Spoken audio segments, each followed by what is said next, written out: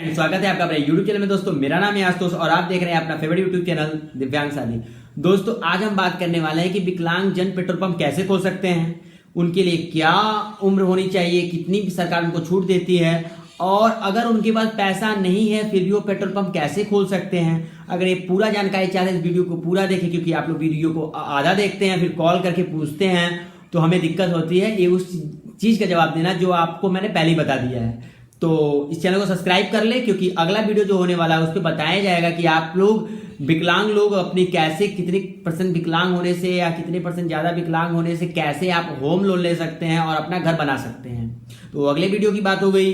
तो अभी तक सब्सक्राइब नहीं किया अपनी सब्सक्राइब कर लें और आइए इस वीडियो को शुरू करते हैं। तो दोस्तों अगर आप विकलांग हैं और आप पेट्रोल पंप खोलना चाहते हैं तो आपको सरकार के द्वारा 5% का आरक्षण दिया जाता है।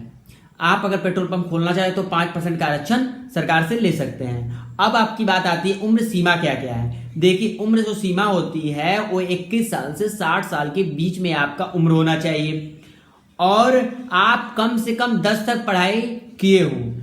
अगर 10 तक पढ़ाई किए हो 21 साल से 60 साल की उम्र के बीच में है तो आप पेट्रोल पंप के लिए आवेदन कर सकते हैं।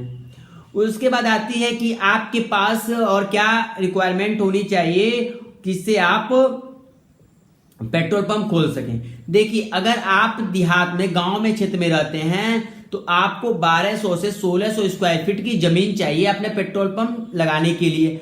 अगर आप शहर में रहते हैं तो आपके पास होनी चाहिए 800 स्क्वायर की जमीन। ये हो गई जमीन की बात। सेकेंड स्टेट आता है आपके पास पैसे कितने होने चाहिए। तो जो पैसे होते हैं वो अगर देहात क्षेत्र में है तो आपका 20 लाख से 25 लाख रुपए लगता है और अगर आपका टाउन एरिया में तो 25 से 30 लाख रुपए खर्चा आ जाता है और अगर आपकी सिटी में है तो आप मान के चलिए 30 लाख रुपए खर्चे आ ही जाएंगे, 30-32 भी हो सकता है। और जहां पे आपकी जमीन का लोकेशन हो वहां पे इलेक्ट्रिक की सुविधा होनी चाहिए। और अगर आपके पास जमीन न हो तो क्या करेंगे, तो आपके पास एक जमीन का एग्रीमेंट लेटर होना चाहिए, एक किरायानामा जिसको बोलते हैं, आप बनवा सकते हैं। और एनओसी का मतलब नॉन ऑब्जेक्शन सर्टिफिकेट कि उस पर आप पेट्रोल पंप करने के लिए कोई भी ऑब्जेक्शन नहीं है।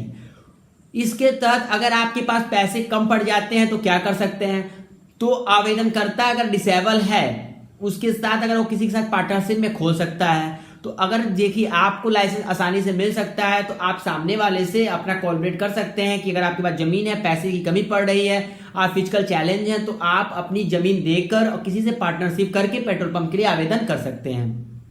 एक बात और, अगर वो भूमि कृषि भूमि होती है तो कृषि भूमि होती है तो आपको थोड़ी सी दिक्कत होगी।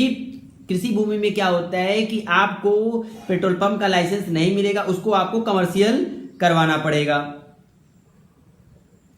और आपको कमर्शियल करवाना पड़ेगा। अब बात आती है कि कितनी इनकम हो जाती है। तो जो हमारी इनकम होती है वह होती है जैसे 3 रुपया 70 पैसा अगर हम पेट्रोल बच जाता है और 5000 लीटर तेल बेचते हैं तो हमें 15,000 रुपए मार्जिन होता है, यानी 12 से 15,000 रुपए हमें पेट्रोल पंप पे लाभ होता है।